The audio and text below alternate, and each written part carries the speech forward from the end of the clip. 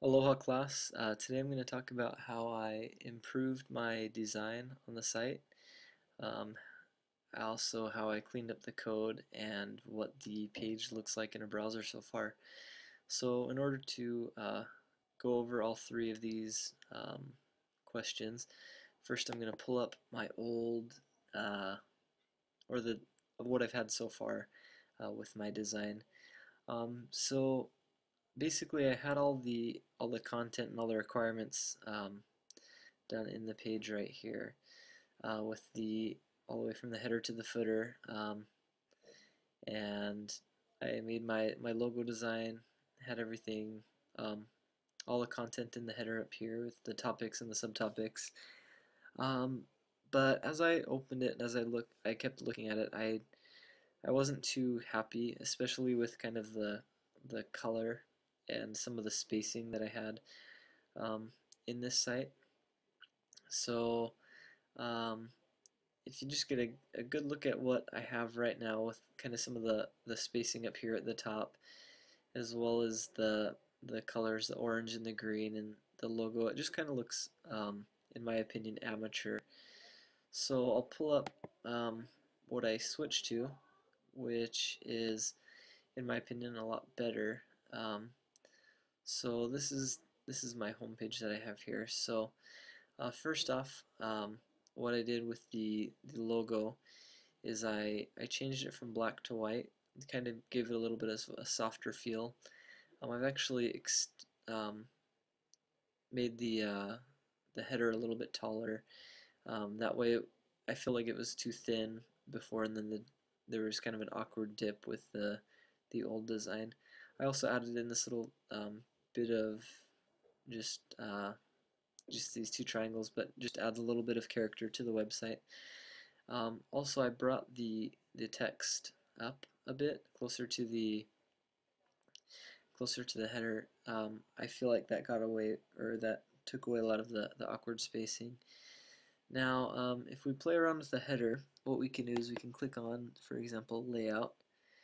When we do that, when that loads, it'll bring up our pull quote, as well as an example of what we can do with our layout. Um, Here also on the bottom it pulls up specific links for, in this case, our layout. So getting inspiration, modernist layout and layout values, as well as thumbnails for two videos explaining different principles of layout. I feel like by doing this, it there's a lot more balance to the page. There's not that awkward space up at the top where our eyes are kind of wandering around. Everything feels more connected and just a little bit more user friendly. It looks, in my opinion, now more professional than what it did before. Same as as we click on each link, typography will bring up the principles of typography that we learned and um, and so forth. So these are also, I added these little subtopics in here. They weren't on the original page. I had the area for them, but I never put them in and implemented them like I have here. So these are basically the changes that I made. Again, I got away from that kind of pastel green color and moved to this blue color. Um, I feel like it with our example here in the thumbnails, it just felt a lot better and um, a lot more professional. The other one kind of reminded me of just something like any. I guess it just reminded me of something that was so amateur. So this is kind of a step up for me to go ahead and fix it this way. Um, Also, so yeah, this is what my page looks like in an HTML. My HTML page looks in a browser right now.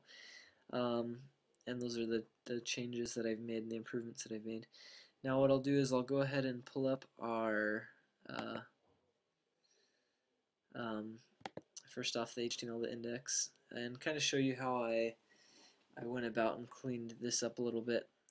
Before I had different coding areas, or coding that was kind of unnecessary, so I kind of well, I just got rid of those to help clean it up. I also made the tabbing, made sure it was perfect and everything was aligned and very organized.